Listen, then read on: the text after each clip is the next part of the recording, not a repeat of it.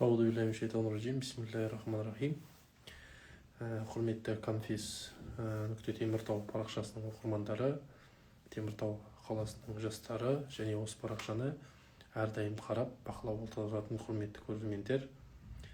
Менің есімім Мадияр Мейіржанұлы болады. Республикалық ақпараттық насихаттау тобының теологымын.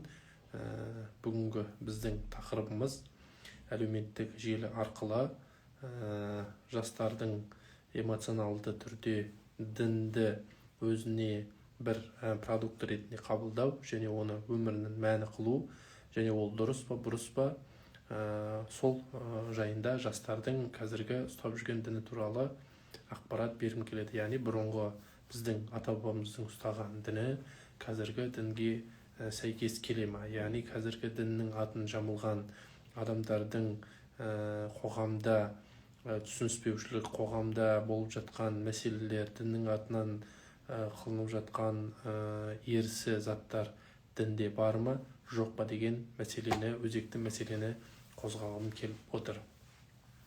Өздеріңіз білесіздер, біз егемендік алғаннан кейін дініміз қайта жаңғырды. 74 жыл Ресей патшасының бодандығында болған мемлекет. Сол кезде білесіздер, дін қандай діннің формасы болмасын, сол тарихта барлығы тыйылған болатын. Сол кезде ислам діні де тыйым салынған болатын. Бірақ десе де халық бұл дінді сақтап өзінің діні ретінде әрі қарай үйде, тұрмыста деген сияқты дүниелерде қолданған. 90 жылы дін келгеннен кейін үлкен кісілердің айтып отырған діні мен қазіргі діннің көптеген айырмашылықтары бар.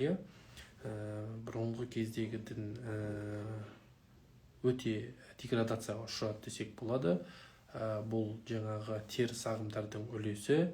Әлеуметтік желіде басқа ұлттардың, басқа мемлекеттің ұстап отырған ислам дінін, әлбетте олардың дәстүрімен араласқан сол дінді өкінішке орай әлеуметтік желіден көрген жастар осы елімізге алып келіп, біздің дәстүрімізбен қақтығысқа ұшыратып, сондай бір кризисті жағдайды, сондай бір күйді бастан кешіріп жатқанымыз барлығымызға жасырын емес. Бұрынғы кезде намаз оқыған, ораза ұстаған адамға сеніммен қараса, сол туысқандары болсын, ата-анасы болсын, қуана қарайтын болса, өкінішке орай қазіргі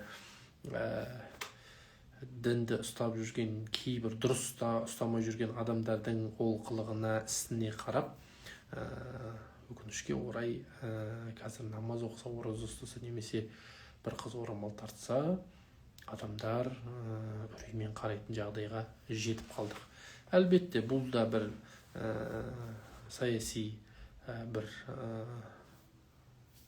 дүние деп айтсақ та болады. Сыртқы күштердің ықпалы болуы да мүмкін.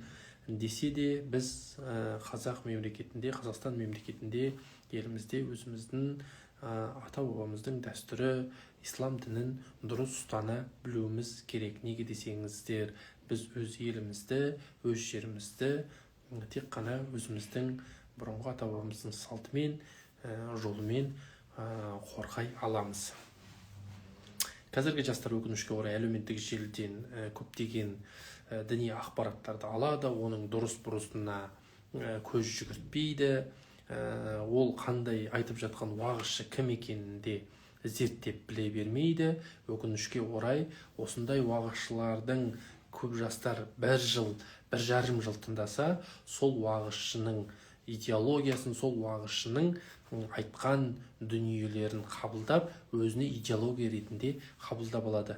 Бұл адам діни, яғни рухани аш адамның сол қабылдап алған идеологиясын өкінішке орай бұл өзіне бір идеология ретінде қабылдап фундамент қылып құйып алғаннан кейін өзінің діни наным сеніміне өкінішке орай жастарымыз сол идеологиядан арыла алмай қалады. Яғни бұрынғы ата-бабасының, ата-анасының ұстап келген жолын жоққа шығарып, қатеге шығарып, ішінде бір майдан басында пайда болады да, кейін сол осы дүниеден арыламын деп дұрыс дінді ұстаймын деген бір желеумен адасып кетіп жатқан жастарымыз өте көп. Сондықтан әлеуметтік желіде жастарымыздың теріс ағымдағы видеоларды, теріс ағымдағы уағызшыларды көрмеуге кеңес беремін. Қазір дамыған заман, әлеуметтік желіде тек қана олардың емес, ресми сайттарда, Қазақстан мұсылмандар діни басқармасының сайттарында уағыздар, сұрақ-жауап жаңағы сайттары да бар. Сондықтан сол дүниелерді қарап, содан ғана ақпарат алуға кеңес беремін. Неге десеңіздер, біздің дініміз өзіміздің ата-бабамыздың қанша ғасырлар бойы ұстап келе жатқан діні бар, ата-бабамыздың ұстап келе жатқан дәстүрі бар.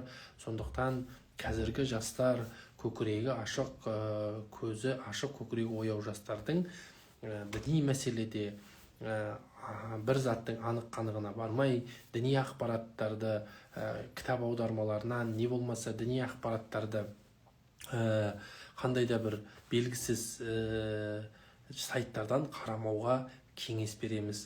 Сондықтан ислам діні ең бірінші бейбітшілік тілі, екінші ол ешқандай бір ұлттың, қандай да бір ұлыстың, мемлекеттің заңына, не болмаса дәстүріне қарсы келмейтінін біз білуіміз керек.